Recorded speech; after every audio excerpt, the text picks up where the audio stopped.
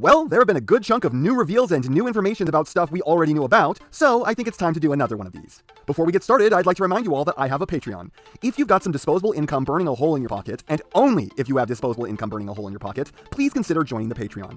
That gets you access to the patrons-only Discord server, where we have a voice chat hangout once a week on Fridays. Also, if I ever do another episode like the 300 video special, I will ask people on the Patreon for segments first, and then if I have any space left over in the vid after that point, I will open it up to the wider regular Discord. Also, for those asking, because there are quite a few of you, Beltfed, the guy who did the Rat Trap impression, is working on starting his own channel. I will tell you all when it's actually up, as many of you clearly want to subscribe to it. Anyways, the reveals. Let's just get this over with. You want to know about Ironhide. It looks better than the Earthrise version for sure. It's a bit weird. It definitely doesn't live up to that 86 legacy of looking exactly like the character. And fuck straight the hell off, Hasbro. This isn't a Voyager. Like, here's Ironhide with Wreck-Gar, when Ironhide in the show was absolutely the same height as our Eric Idle voiced boy. You are making us pay Voyager prices, and yet we aren't even getting correct scale. Also, those tires in his armpits. Those shouldn't be there. And that head sculpt. I mean, it's probably better than the Siege and Earthrise versions in terms of accuracy, but it's very uncanny. Like, the helmet is too much larger than his actual head, and too puffy.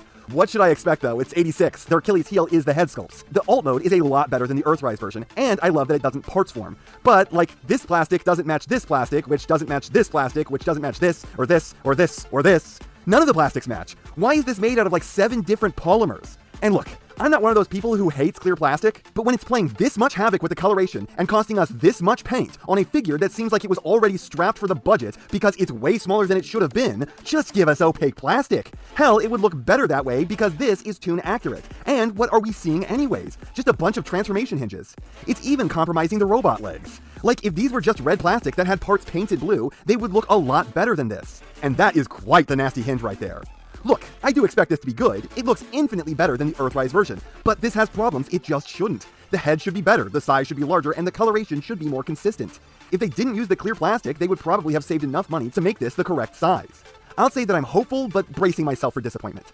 Then we've got pictures of Dead End's alt mode, and I don't know quite what we were expecting, but it looks pretty much exactly like Dead End. A lot of people were worried that it wouldn't, but it does. It's a car that looks like it was cool back in the 80s, but now looks like something that's been driven around for the last 50 years, so it's probably a junker by this point. I like the guns at least, and if this is just a retool of Dragstrip, then it is an impressively different looking one. Like, if this is seriously just a reshell like people are saying it is, then damn, this is doing the job.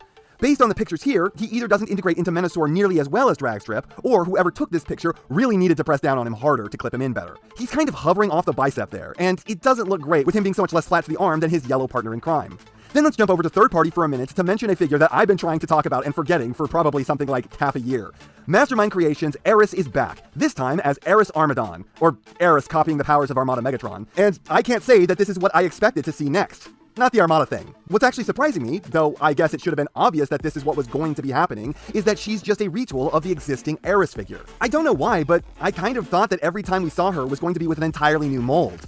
That was kind of a crazy thing for me to expect.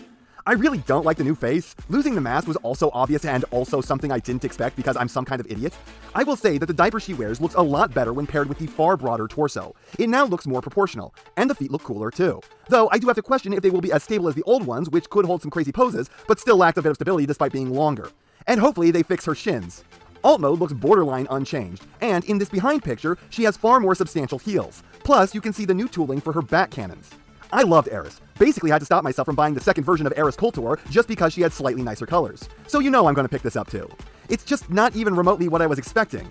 Also, kind of weird that Armada Megs was the second use they went with for this. I mean, that series could use a little more attention, but at the same time, it's still an odd second pick. Also, I wonder if she's ever going to Taskmaster up some Autobot powers. Hope to see even more versions of her in the future. Then we got Blanker's alt mode, and I'm gonna be honest, I expected something that looked a lot nicer than that.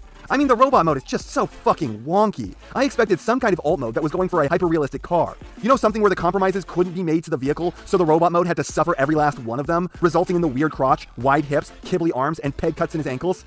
He's coming with a traditional style Target Master, and that's kinda cool, but I mean, Christ. Every picture I've seen has his shoulders up at the same angle, even in this finger quotes action pose.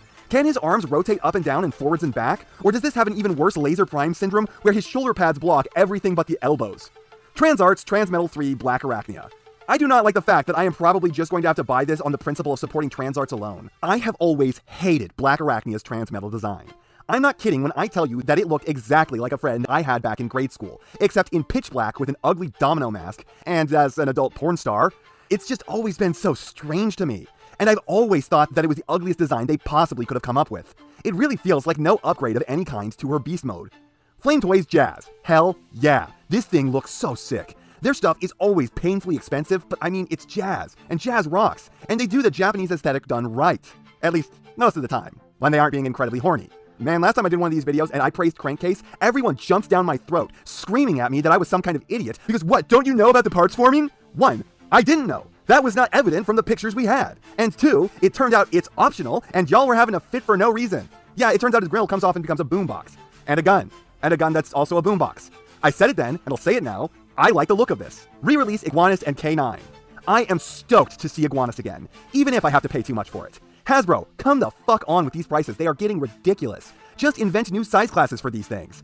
I got Pterosaur, and that was like an emotional event for me. Out of all of the re-releases so far, that's the one that took me back to my childhood. Sitting on top of my bunk bed in dim, shitty light, because back in the 90s, light bulbs sucked and gave off barely any yellow light. And I only had one lamp in the far corner of my room, fiddling with the figure, thinking of the show. If you re-release Crocodile Megatron and Bat Optimus, I will be living. But when Pterosaur weighs probably less than a quarter of what Cybershark does, and is half as tall, what are you doing putting them in the same price class? I am so here for Iguanus. That's another one of the figures that I was really into as a kid. I guess I was just big on the one-step changers back then. K9 less so.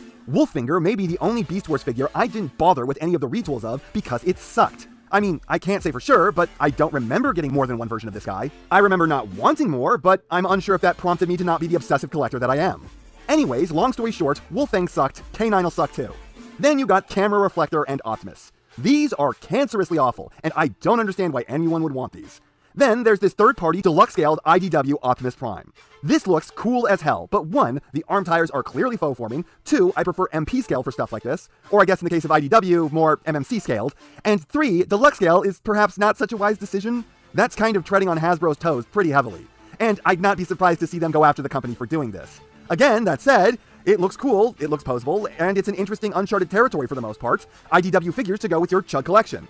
Alt mode looks solid, I wish them the best. I will be picking this up when available, but I do have concerns.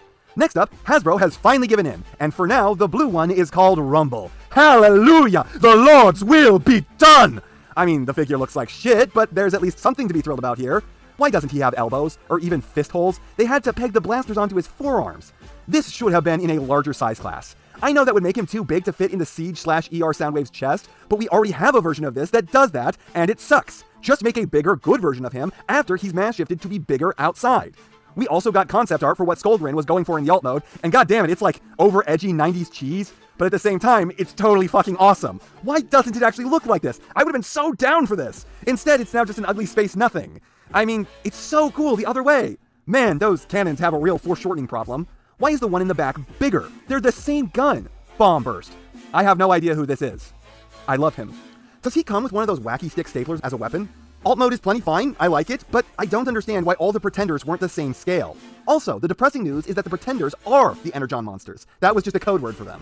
That is the most boring answer possible to the question. There's a third-party company out there working on a masterpiece Pterosaur.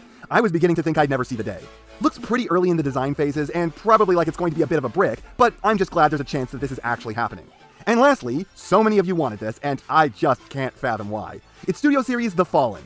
The lamest, ugliest, stupidest, silliest looking villain in perhaps anything ever, who killed no Cybertronians, only weak humans in the only movie he's from, and he got his balls rocked by Optimus in a 3-on-1 fight in his favor. Remind me again why I'm supposed to be intimidated by this loser? He got chumped by a dude who just woke up from a coma. Oh, and he's got the face rip-off gimmick so you can relive the worst moment of his life just before his death where he turned into a chicken abomination.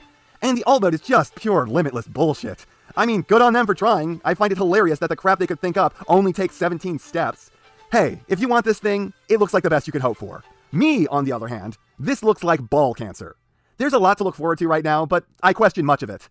Anyways, that's not half what I have to say, but it's enough what I have to say. And I know, you know, what everyone else tells you to do at the end of these videos. So, if you liked what you saw here, please do that. And if you'd like to take it a step further, then please, share this video with any friend you think may be interested.